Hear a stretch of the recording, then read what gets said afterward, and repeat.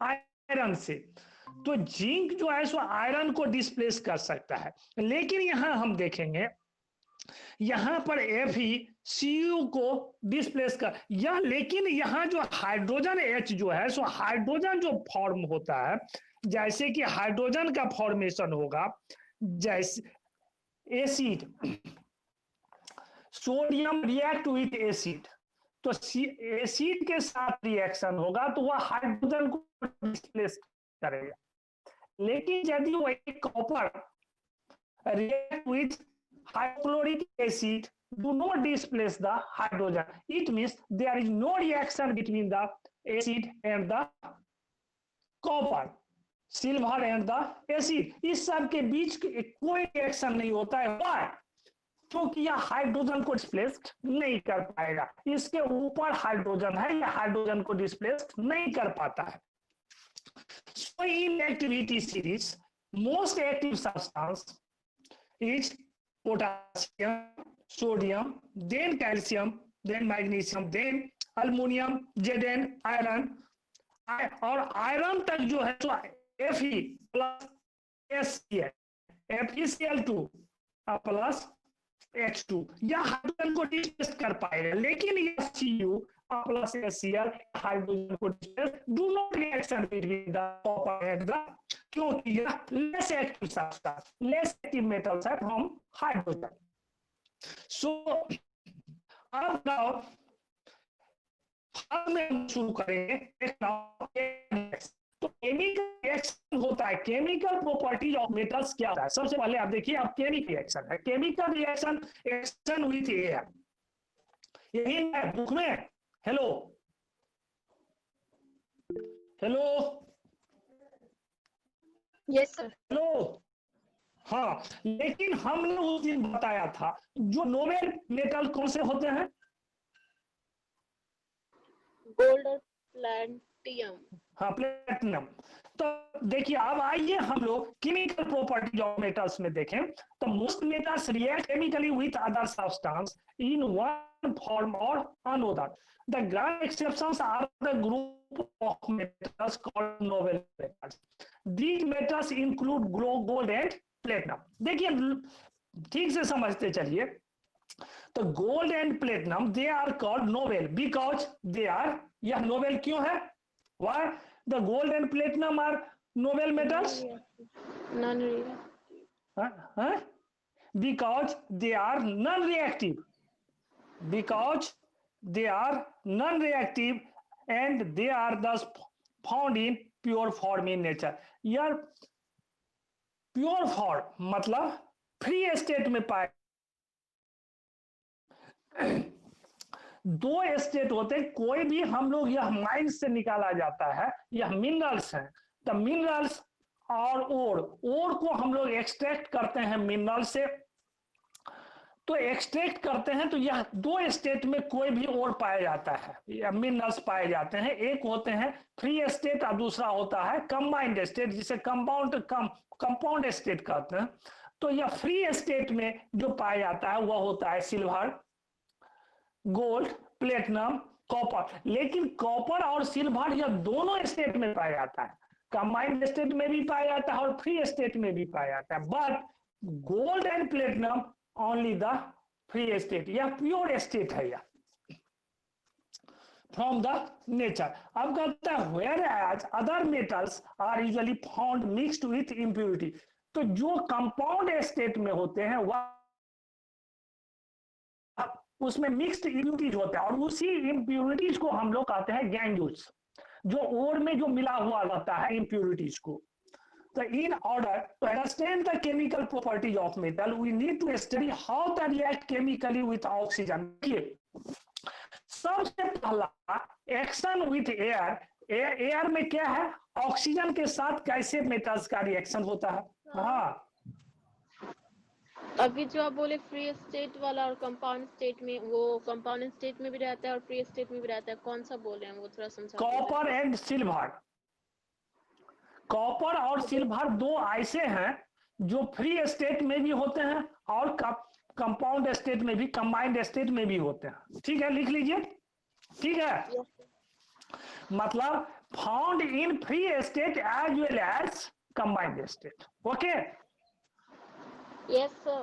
हाँ। अब ना, अब देखिए, केमिकली हम लोग कहते हैं, अभी हम लोगों को पढ़ना है जो how the react chemically with oxygen. Oxygen means air, action with air, oxygen, action with water, action with acid and salt solution of other metals. तो what do understand by the chemical reaction? What do you mean by chemical reaction? हम लोग पढ़े थे chemical reaction and chemical equation, पढ़े थे कि नहीं पढ़े थे 9th 7 में? Yes, sir. हाँ, तो Chemical बताइए केमिकल रिएक्शन क्या होता है? सर केमिकल चेंजेस कोई तो केमिकल रिएक्शन कहते हाँ, अच्छा, chemical change in take place. कौन सा चेंज? हैं केमिकल केमिकल चेंज केमिकल। तो कहता है एक chemical reaction is the reaction between two chemical substances. Chemical reaction जो होता है कि between the two chemical substances under desired condition, this can be expressed in the form of equation. और उसको हम लोग लिखते हैं किस फॉर्म में? इक्वेशन के फॉर्म में, जैसे Zn प्लस H2SO4। तो Zn प्लस या दो इसमें H2 plus O equal to H2O। तो यह फॉर्म, यह इक्वेशन फॉर्म है। तो 10 chemical equation are the expression of the chemical reaction between मुंह टू। से नहीं समझेंगे, लिख के बताइए ना। कौन चीज नहीं समझ रहे हैं तो बताइए ना, इसमें इसमें लिखना क्या है? हम हम आप लोग कॉपी खोल करके रखिए, कॉपी पेन, ठीक है? ठीक है। हाँ ठीक है, रखिए खोल करके। अभी तो हम तो पढ़ा रहे हैं जो केमिकल रिएक्शन और केमिकल इक्वेशन ना पढ़ा रहे हैं। क्योंकि अब हम लोगों को जब केमिकल रिएक्शन आएगा तो आप लोग लिखते चलिएगा। तो देखिए, आइए हम तो केमिकल रिएक्शन में क्या होता है। केमिकल रिएक्शन को हम लोग किस फॉर्म में लिखते हैं? केमिकल इक्वेशन के फॉर्म में। जैसे आप लिखिए Zn plus H2SO4, Zn plus H2SO4, ZnSO4 plus H2। तो यहां किसके बीच में रिएक्शन हुआ? जिंक Zn और H2SO4 में सल्फ्यूरिक एसिड के बीच में। और इसको हम लोग किस फॉर्म में लिखे? केमिकल इक्वेशन के फॉर्म में। तो व्हाट इंफॉर्मेशन कहता है? Chemical reaction between two chemical substances. Chemical, तो टू केमिकल सब्सटेंसेस, या तो यहां पर यदि Zn is a Zn, what is Zn? What is Zn? Zn is a element. Zn is an element, यह एक एलिमेंट है। और एलिमेंट के किस फॉर्म में है यह? Zn, सॉलिड Zn तो सॉलिड के फॉर्म में है, ठीक है। और यह किस टाइप का है? Zn मेटल है कि नॉन मेटल्स है? मेटल्स मेटल्स है, बिल्कुल करेक्ट बात।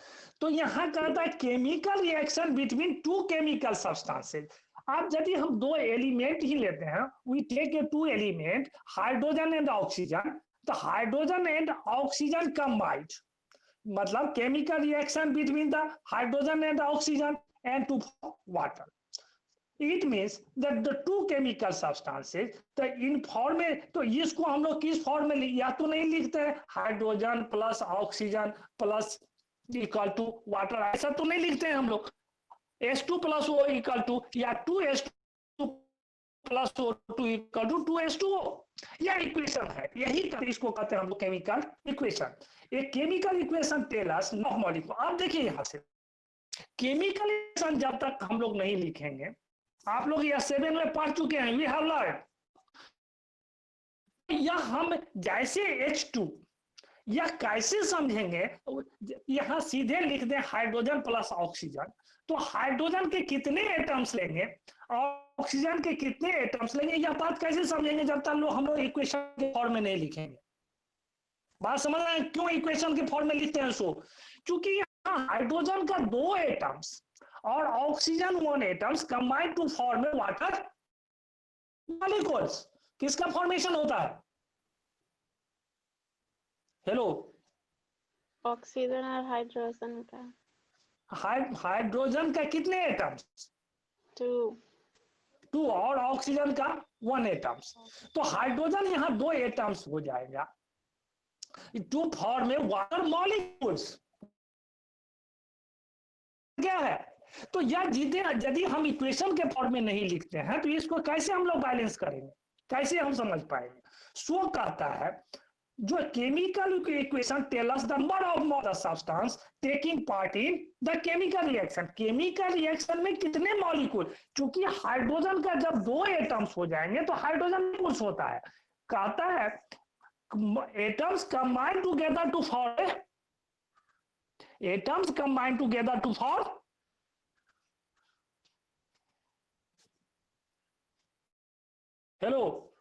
Atom combine together to form molecules. Atom यदि कंबाइंड हो जाए तो वह मॉलिक्यूल्स का फॉर्मेशन कर देता है। यदि 2-4 एटम्स हो जाए तो वह क्या हो जाएगा? मॉलिक्यूल्स हो जाएगा। सो chemical reaction molecules of the substances taking part in chemical reaction and the और ड्यूरिंग द रिएक्शन। अब जो यहां जब हम लोग लिखते हैं केमिकल रिएक्शन में 2 पार्ट हो जाता है, एक होता है रिएक्टेंट और दूसरा होता है हेलो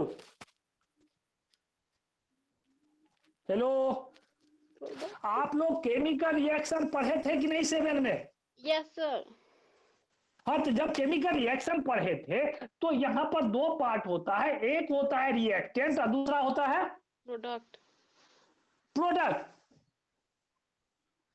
क्योंकि हमको केमिकल रिएक्शन पढ़ाना है ऑफ मेटल्स का, तो केमिकल रिएक्शन जब हमको पढ़ाना है तो केमिकल रिएक्शन में अब कहता है देखिए the number of molecules in both sides, मतलब both side in reactant side is equal to the number of molecules या number of atoms in product side.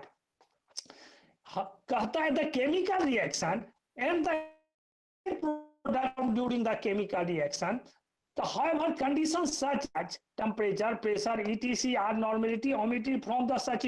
इसमें इस पर टेम्परेचर प्रेशर का कोई भी इसको कि हम लोग चाहते हैं इसका कोई इस पर इफेक्ट नहीं होता है इन सच इक्वेशंस।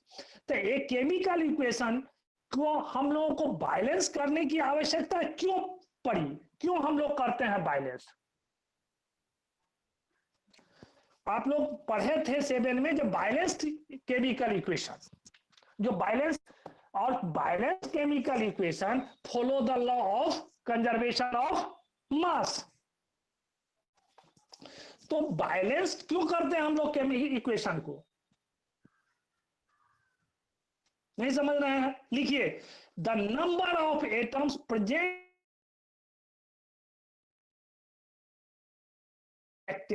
और in the product should be the same. दोनों तरफ क्या होना चाहिए? सेम होना चाहिए।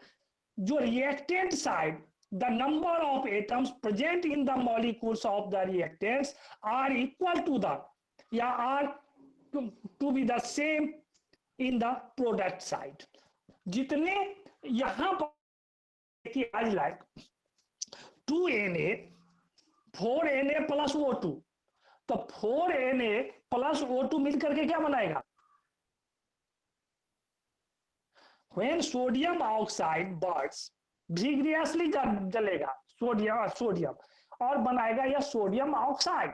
तो यहां सोडियम ऑक्साइड, यहां पर बोथ साइड को देखिए, लिखिए तो लिखिए एक equation Mg plus O2, Mg plus O2 equal to MgO। या बैलेंस है? Hello no sir. कैसे बैलेंस करेंगे इसको? 2 लगा के। हाँ, तो 2Mg plus O2 yes sir equal to 2MgO। अब यहां से गिनिए मैग्नीशियम का कितने एटम्स होंगे? 2 एटम्स। मैग्नीशियम का 2 एटम्स और ऑक्सीजन का 2 एटम्स, और यह प्रोडक्ट साइड में बना मैग्नीशियम ऑक्साइड। अब इसको भी गिनिएगा तो मैग्नीशियम 2 और ऑक्सीजन 2। तो इसका कहने का मेरा मतलब है the number of atoms present in the molecules, या Mg क्या होगा मॉलिक्यूल्स में, present in the molecules of the reactant side is equal to the या is the same should be the product side. यही इसी को कहते हैं हम लोग बैलेंस्ड केमिकल इक्वेशन। तो यह बैलेंस इक्वेशन, यह बात तो हम लोग 7 में पढ़े थे, याद होगा है? Yes, तो sir. इन अदर वर्ड्स, दूसरे शब्दों में, in other words we can say both side of the equation, क्या कहते हैं? In the other word we can say both side of the equation should contain the same number of atoms. दोनों तरफ क्या होना चाहिए? सेम एटम होना चाहिए, बराबर एटम होना चाहिए। should contain the same number of atoms. अब ना इतना बात तो आप समझ गए कि केमिकल इक्वेशन का क्या और बैलेंस्ड केमिकल इक्वेशन क्या है, केमिकल रिएक्शन क्या है। अब now will discuss the chemical reaction. तो केमिकल रिएक्शन किसके साथ है? Action of air on metals. देखिए, the oxygen present in air acts on metals to form their oxides. यदि oxygen is present in the atmosphere और metals react with oxygen, metal reacts with oxygen to form metal oxides, metal like potassium and sodium। अब देखिए, यह potassium and sodium most reactive है। यह metals है, यह hard होता है ना? हेलो, सॉफ्ट होता है। सॉफ्ट होता है, ठीक है। तो मोस्ट मेटल्स जो है, यह जब एयर में आता है तो अपने आप जलने लगता है, पोटासियम एंड सोडियम। पानी के साथ भी, वाटर के साथ भी रिएक्शन अपने आप हो जाता है इसका। इसीलिए सोडियम एंड पोटासियम को हम लोग किस में स्टोर करके रखते हैं? केरोसिन ऑयल में। चलिए आइए, तो like potassium and sodium placed high up in the series, सबसे ऊपर में होता है, top of the series, are so active that the react very fast with air forming their oxide, so potassium and sodium are stored under kerosene. ठीक है। अब यहां पर मेटल ऑक्साइड जो होते हैं, पहले यहां तक पढ़ लीजिए, उसके बाद फिर हम लोग देखेंगे। जैसे magnesium, aluminium and iron react more slowly, या बहुत धीरे धीरे होता है इसका विथ एयर के साथ इसका reaction. When exposed they a thin film of oxide, एक पतला लेयर बनाता है जब उस पर ऑक्साइड हो जाता है। When exposed they get tarnished lose their same, वह जब वह अपने जो उसमें चमकीला लाइन होता है वह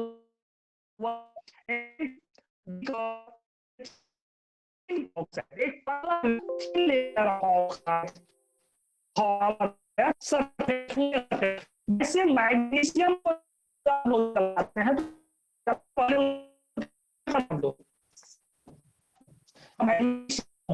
बर्न से पहले उसको क्या करते हैं? नहीं आए थे रवि सैंड पेपर उसको साफ करने का मतलब remove oxide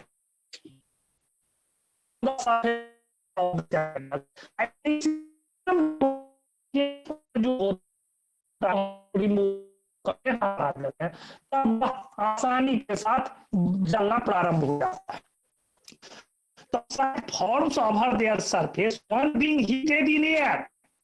For oxygen, these metals react faster. For example, a piece of magnesium. देखिए, जब तो यह चूंकि बहुत धीरे धीरे जलता है, बहुत धीरे रिएक्शन होता है, इसीलिए मैग्नीशियम को जब हम लोग हीट कर देते हैं, तो when magnesium is heated, मतलब to burn in presence of oxygen to form metal oxide, मतलब magnesium oxide with a white dazzling light. तो example, a piece of magnesium when ignited burns in air with a dazzling white light. When magnesium is burned in open gas jar, white, तो white solid particles of, वह जो उसमें S क्या करते हैं हम लोग, जब उसको जलाते हैं उसके नीचे में हम लोग चाइना डिश को रखते हैं और उस वह जलाने के बाद वह एस को उसमें स्टोर कर लेते हैं। स्टोर करने के बाद वह जो व्हाइट सॉलिड पाउडर होता है वह किसका होता है? हेलो, उसको क्या कहते हैं? व्हाइट सॉलिड पाउडर को मैग्नीशियम को जलाने के बाद। हेलो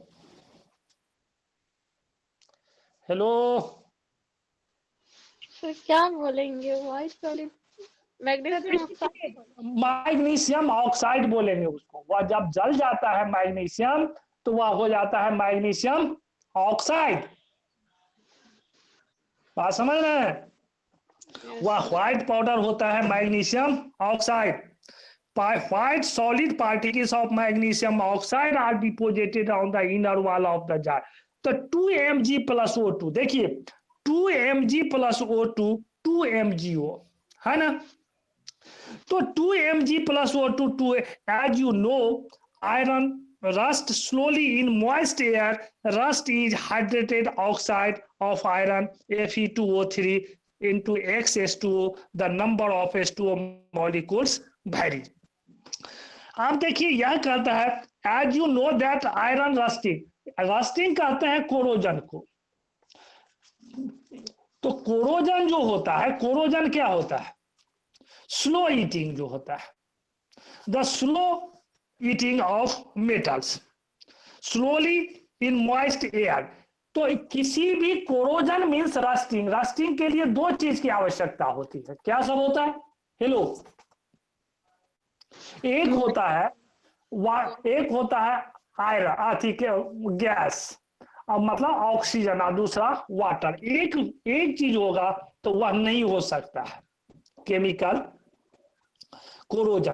कहता है the slow erosion and destruction of metals due to the chemical reaction और एक्सपोज इज कॉल्ड कोरोजन। तो corrosion the slowly eating iron rust slowly in moist air. दो चीज होना चाहिए, moist means water droplet and air. The rust is hydrated, hydrated का और dehydrated दो शब्द हो गया, एक हाइड्रेटेड और दूसरा डिहाइड्रेटेड। हाइड्रेटेड का मतलब क्या होता है?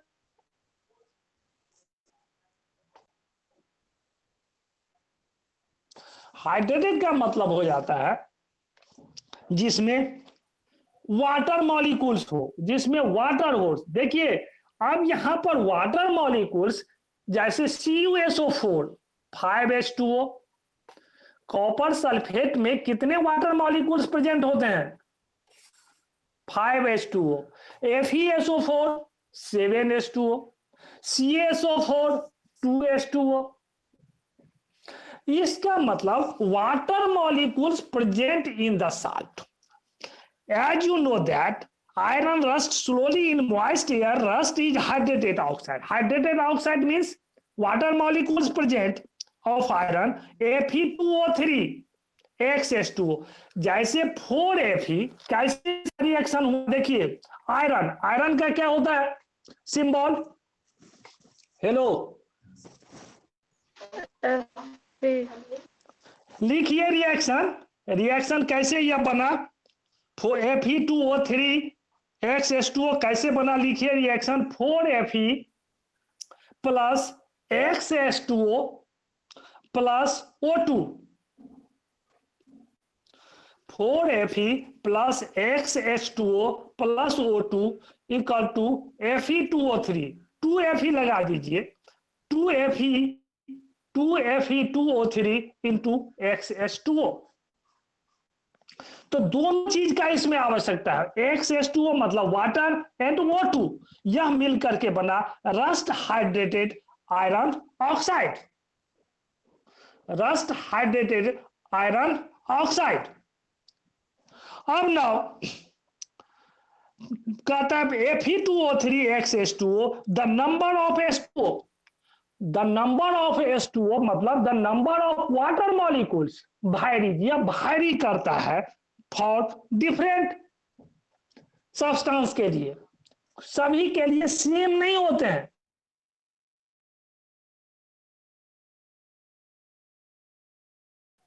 सर समझ में नहीं आ रहा है ये बात। तुम्हारे समझ आया कि हाँ रिएक्शन देखो कर लिख ली। हाँ हाँ अच्छा रिएक्शन लिख लीजिए। चलिए आइए अब देखिए यहाँ पर हम लोग पढ़ रहे हैं किसको, कोरोजन को। Corrosion no iron rust. Rust means क्या होता है, corroded. Rust slowly in moist air. किसी भी कोई भी जो मेटल्स रस्टिंग होता है उसके लिए दो चीज की आवश्यकता होती है, एक वाटर ड्रॉपलेट और दूसरा एयर।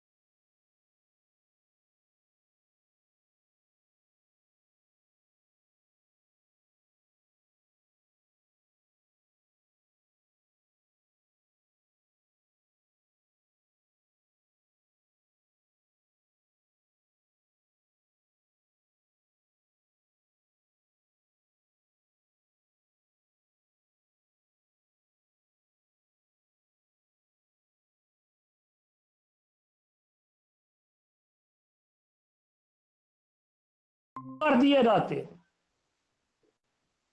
तो यहां पर वाटर मॉलिक्यूल्स वायरी करता है, सेम नहीं होता है, सभी के लिए वायरी करता है, अलग अलग होता है। कहता है H2O the number of H2O molecules varies. Vary करता है, कितने वाटर मॉलिक्यूल्स के साथ कंबाइंड हुआ, इसीलिए यह केवल दिया हुआ है XH2O। इसीलिए हमने भी रिएक्शन में लिखा 4Fe plus XH2O plus O2, तो 2Fe2O3 इंटू XH2, तो Fe2O3 XH2। अब इस बात को समझे कि नहीं समझे? हेलो हेलो सर एक्स का वैल्यू बताइए ना, एक्स है उसका। एक्स का वैल्यू बताइए, क्योंकि यहाँ पर एक्स का वैल्यू हम नहीं बता सकते हैं। देखिए यह फिक्स नहीं है, यह वैरी कर रहा है, बार बार मैं कह रहा हूं। अब लिखिए जैसे कि FeSO4 में 7H2O होता है, यह फिक्स है। जो फेरस सल्फेट में 7H2O वाटर होता है, यह कितने वाटर डाला गया है उस आयरन पर, यह तो नहीं कह रहा है। कहता है H2O मॉलिक्यूल्स वैरी कर रहा है। थोड़ा यदि वह एक्सपोज हुआ, थोड़ा लिया है ऑक्सीजन, जैसे कि वाटर ड्रॉपलेट जो प्रेजेंट है एज ए ड्यू के फॉर्म में यदि हम लिए हैं, उस पर पानी तो हम नहीं डालते हैं आयरन पर जो एक्सपोज होता है, कि पानी डालते हैं उस पर, बाहर में ओपन में छोड़ देते हैं एयर में। तो atmosphere, as you know that water droplet also present in the atmosphere, so take the iron in from the atmosphere। कहां से ले लेता है वो? एटमोस्फेयर। इसीलिए इसमें वाटर मॉलिक्यूल्स कितना है यह नहीं कह रहा है, केवल कहता है जो वाटर मॉलिक्यूल्स प्रेजेंट है। यह वैरी करेगा, ज्यादा डालिएगा तो ज्यादा होगा, कम डालिएगा तो कम होगा। लेकिन वही यदि फेरस सल्फेट की बात होगी तो FeSO4 में FeSO4 इंटू 7H2O होता है, उसमें 7H2O होगा ही होगा वाटर मॉलिक्यूल। जैसे CuSO4 कॉपर सल्फेट में 5H2O होता है, उसमें फिक्स है जो उसमें वाटर मॉलिक्यूल्स 5H2O होगा।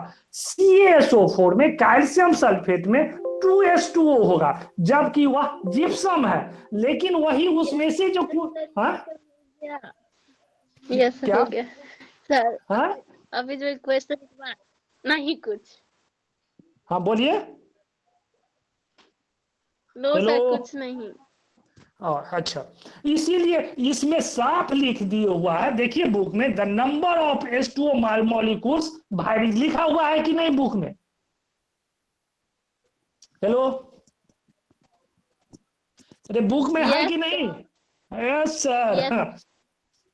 इसीलिए भाई का तो यह हो गया आपका, तो यह बनाया, इसको हम लोग क्या कहेंगे? हाइड्रेटेड। अब कॉपर जो कोरोड होता है, कॉपर में किसके कारण होता है? मैंने अभी, और कॉपर जब कोरोड रस्टिंग होता है तो उसका कलर कॉपर का कैसा हो जाता है? ग्रीन। ग्रीन। जब सिल्वर किसके कारण होता है पता है? Silver hydrogen sulphide H2S। H2S also present in the atmosphere।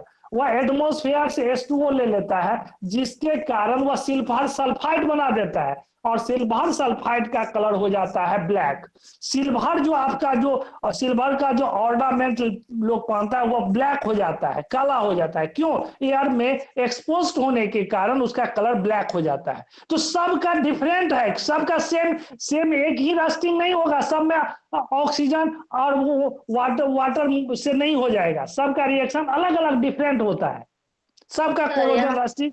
हाँ यहाँ पे लिखा हुआ है कि when strongly heated in air copper forms a black oxide। हाँ हाँ हाँ, अभी तो पढ़ाए नहीं, वो तो पढ़ाए नहीं है अभी। हो गया, सुनिए आप नीचे जो दिए हुआ है। हाँ, तो कॉपर, तो जब कॉपर को हम स्ट्रांगली हीट करते हैं तो कॉपर जो है सो क्यूप्रिक ऑक्साइड में कन्वर्ट हो जाता है, जिसका कलर हो जाता है ब्लैक। जब कॉपर को हीट कीजिएगा, सीधे कॉपर ले लीजिए, कॉपर का कलर कैसा होता है? ब्राउन होता है। और कॉपर को स्ट्रांगली हीटेबल करना है तो हीट कीजिएगा, तो हीट करने के बाद वह हो जाएगा, वह क्यूप्रिक ऑक्साइड बनाएगा। और क्यूप्रिक ऑक्साइड, कॉपर का 2 वैलेंसी होता है, क्या कितना होता है कॉपर का वैलेंसी? 2 3 हेलो, अरे कॉपर का कितना वेरिएबल वैलेंसी कौन कौन है?